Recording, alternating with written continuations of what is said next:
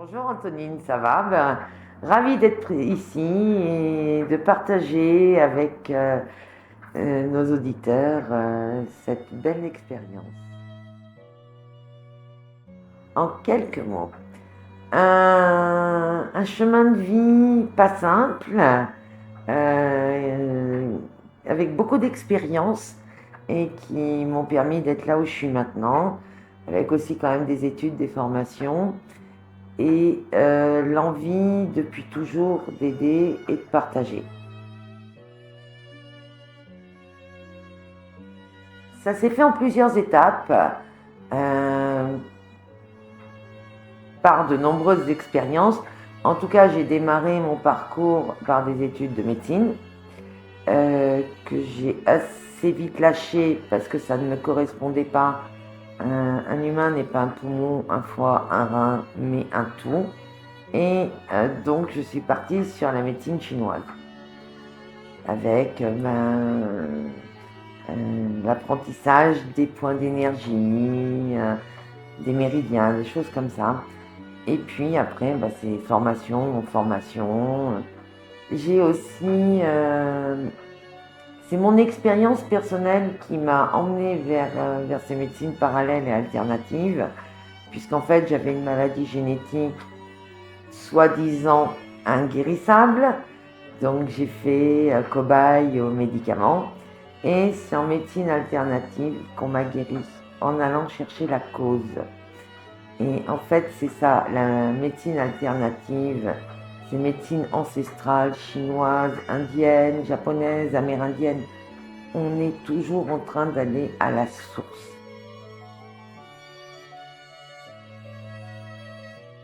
Ouais, parce que quand on a l'opportunité de rencontrer des personnes qui vont nous aider et que l'univers nous donne les outils de le faire, c'est être humain que de partager.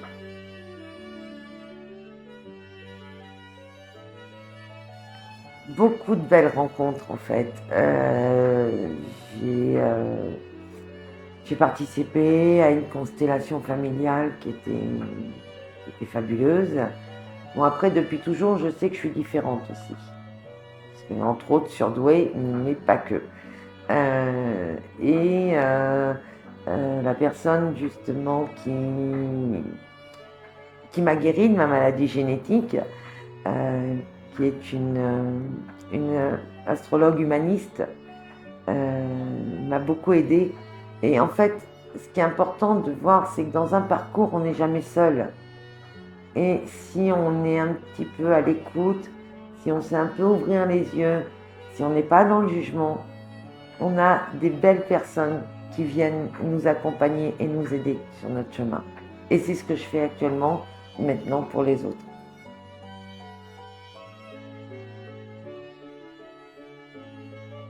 Croire en soi, euh, faire confiance à l'univers, faire confiance à soi et sortir du conditionnement. Et c'est vrai que oui, c'est du défi, parce qu'on est quand même formaté depuis des milliers d'années dans le contrôle, dans le mental, dans une société qui nous empêche d'être connectés à notre intuition, d'être nous-mêmes, d'être sur ce qui est dans la voie de ce qui est juste pour nous. Et ça, c'est le défi.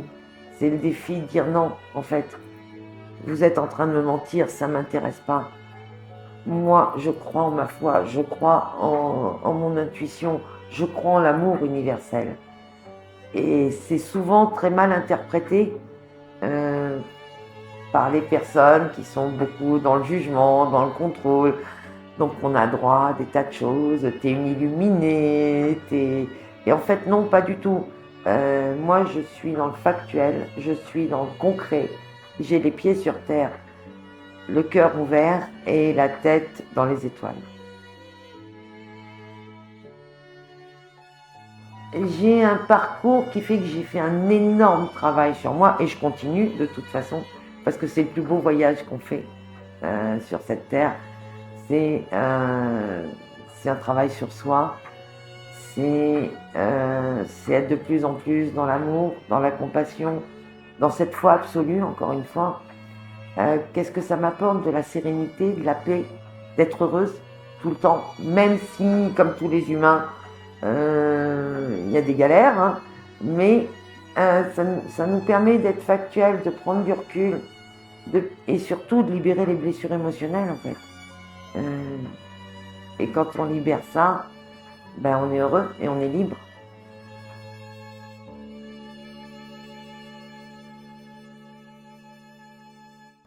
Quand je dis à un patient, tu n'as plus besoin de venir, ça me rend heureuse. Ça veut dire qu'on a travaillé sur tout ce qui était à libérer, à guérir. Et encore une fois, c'est pas un travail que je fais toute seule. C'est un travail que je fais avec le patient. C'est pas ma vie, ça m'appartient pas. Moi, je donne des outils, je donne des conseils. On les suit, c'est bien. On les suit pas, c'est bien. Je cherche pas l'emprise sur les cerveaux. Non, je suis heureuse quand des êtres humains sont en harmonie.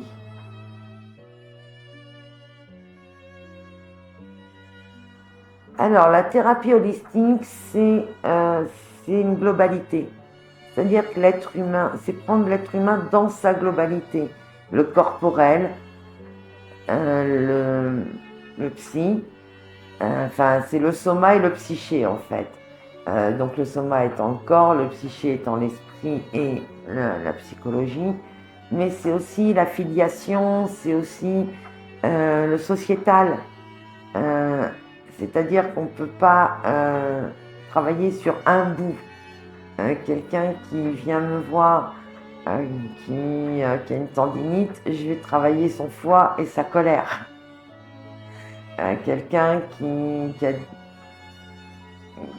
a du diabète, on va aller travailler différents organes, en fait. En fait, tout est lié, c'est un tout. C'est ça la thérapie holistique, c'est-à-dire qu'on ne peut pas dire « Ah ben je vais vous aider pour ça » sans aller travailler l'émotionnel, sans aller voir quelles sont les blessures émotionnelles, qu'est-ce que l'on peut libérer, comment on peut aider. C'est une prise de conscience aussi. C'est être en conscience de soi, mais de soi, de son émotionnel, de son corps, de son psyché. Et puis de l'affiliation, du sociétal, enfin, c'est tout ça en fait. Et c'est arriver à intégrer qu'on est un dans tout.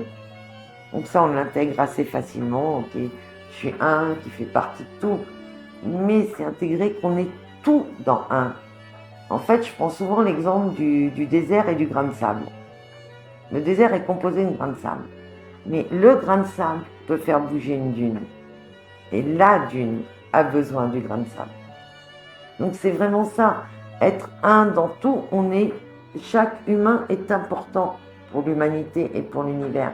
Mais on est aussi tout dans un. Ce qui veut dire que si on est en conscience, on peut apporter des choses à l'humanité. C'est garder en tête la notion du grain de sable et du désert.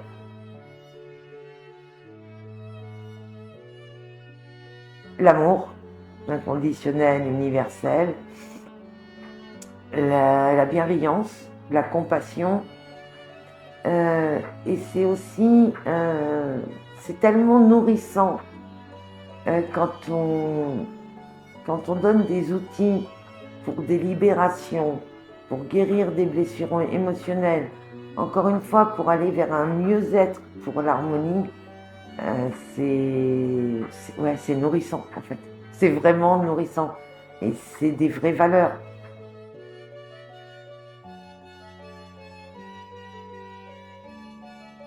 Non, déjà parce que les mantras vont être différents suivant les mouvements énergétiques. Ensuite, j'ai envie de dire, je ne dirige pas la séance. C'est-à-dire que je commence par demander l'autorisation à la structure. Donc quand je parle de structure, c'est le corporel, le psyché, encore une fois, l'émotionnel. Je demande systématiquement l'autorisation. Et après, c'est la structure qui me guide vers les blessures émotionnelles, vers les points à libérer et les guides aussi, mes guides et les guides du patient qui est là, qui vont m'orienter là où je dois aller en fait pour libérer et aider.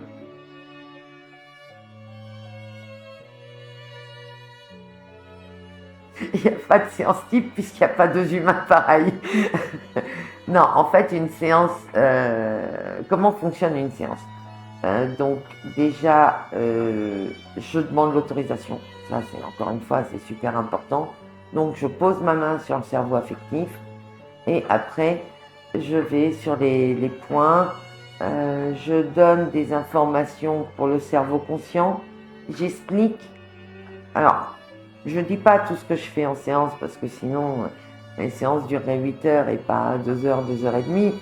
Mais j'explique quand même pourquoi ce point fait mal.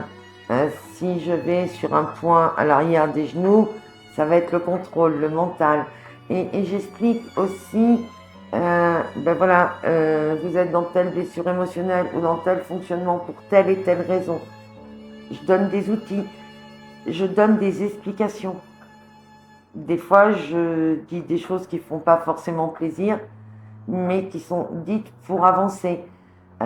Des fois, je mets en lumière des gros secrets. Mais encore une fois, c'est fait pour avancer et c'est vraiment pour libérer. Ben, ça va être aussi bien de la sonothérapie. Donc ça peut être du travail avec des coachings, c'est aussi du travail avec les diapasons thérapeutiques, c'est de la lithothérapie, et je vais me servir de certaines pierres. C'est aussi tous les points d'énergie, et c'est un échange, c'est un partage. C'est-à-dire que le patient est libre de dire tout ce qu'il veut, il n'y a pas de tabou, il n'y a pas de jugement, encore une fois, et on avance comme ça.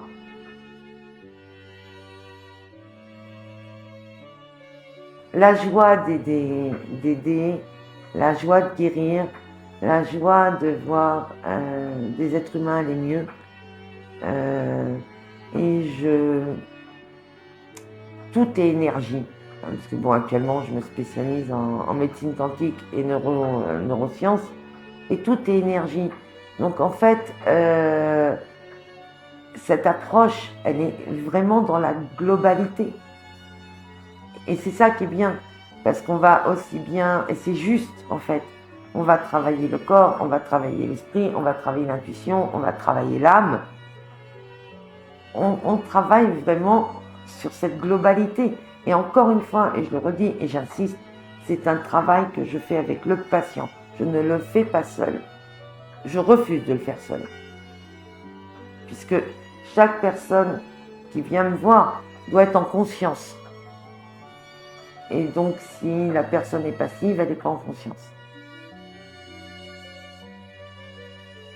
Oui, la dévalorisation, le manque de confiance, le non-respect. Mais en fait, toutes les blessures émotionnelles viennent de l'enfance. Toutes.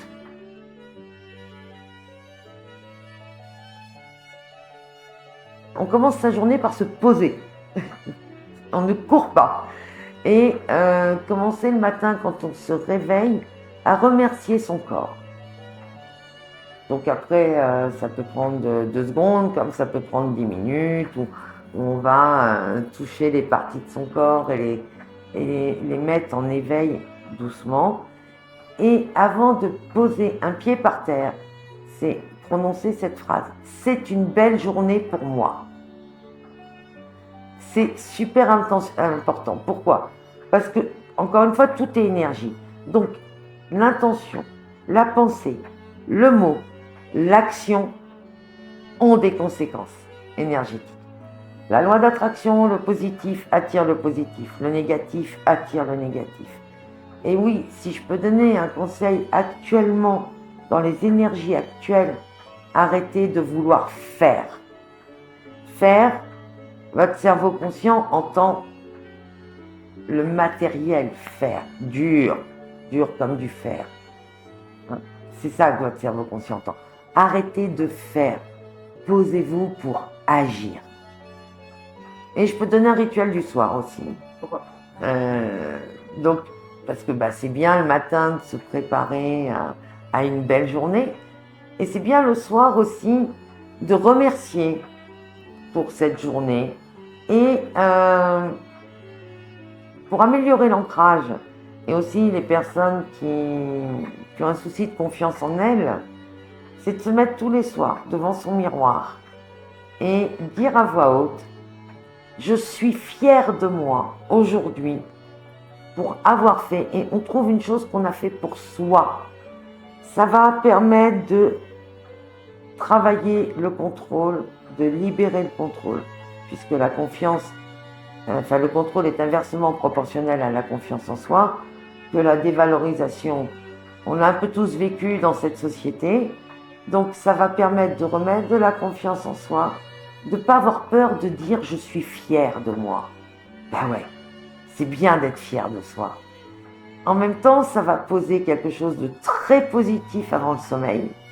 Donc on va mieux dormir, puisqu'en fait on va faire monter la joie et mieux se réveiller. Beaucoup. Beaucoup. Alors déjà, je relance la chaîne YouTube, donc où il va y avoir des vidéos avec une régularité.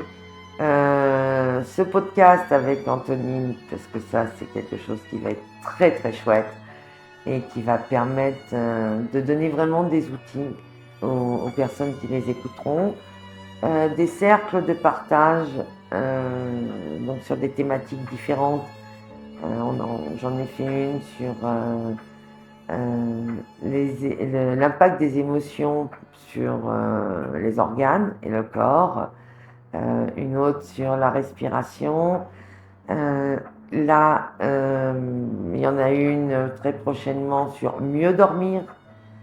Et c'est des cercles de partage en fait qui sont liés aux énergies du moment, qui sont en adéquation avec les énergies du moment.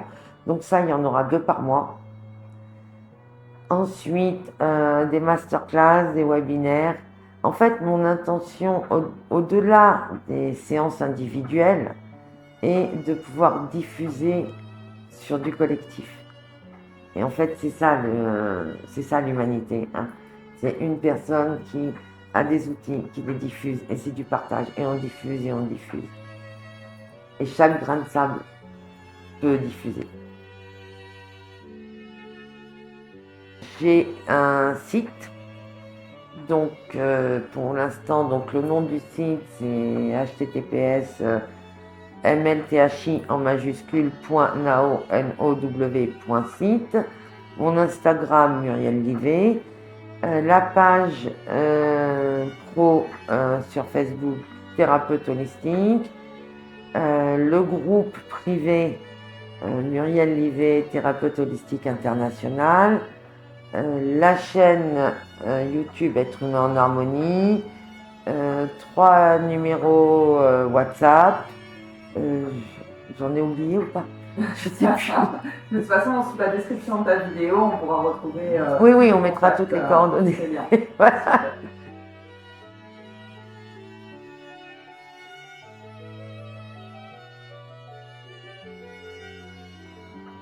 Ayez confiance en vous, ayez confiance en l'être humain profond que vous êtes.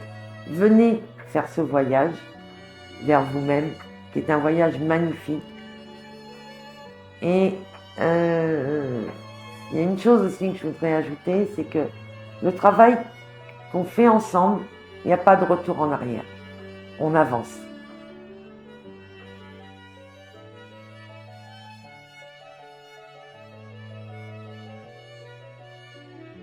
Donc ça va encore une fois dépendre des énergies du moment sur la Terre, puisqu'on c'est bien d'être dans la même vibration. Il y aura très certainement une vidéo en sonothérapie, c'est-à-dire quels sont les chiffres sacrés de Tesla, 369, les musiques à écouter, à quel moment les écouter, pourquoi les écouter, ce qu'on appelle les musiques sacrées entre guillemets. Il va y avoir une thématique sur le chant des voyelles, les voyelles sacrées, encore une fois. Chaque voyelle est reliée à un organe. Donc, qu'est-ce qu'on fait quand on chante une voyelle? Les thématiques, le contrôle, comment passer du contrôle à la maîtrise, qu'est-ce que ça implique, euh, être en conscience. Je pense qu'il y aura aussi, certainement, je vais commencer à former des gens en PNL. Donc, le langage positif et le cerveau conscient. Donc, en fait, il va y avoir plein de thématiques qui... là, le prochain cercle de partage, c'est mieux dormir. Donc, avec des outils pour un sommeil de qualité. Mais ça va... c'est aussi à chaque fois lié quand même aux vibrations et aux mouvements énergétiques. Merci beaucoup, Mariella. Merci Antonine.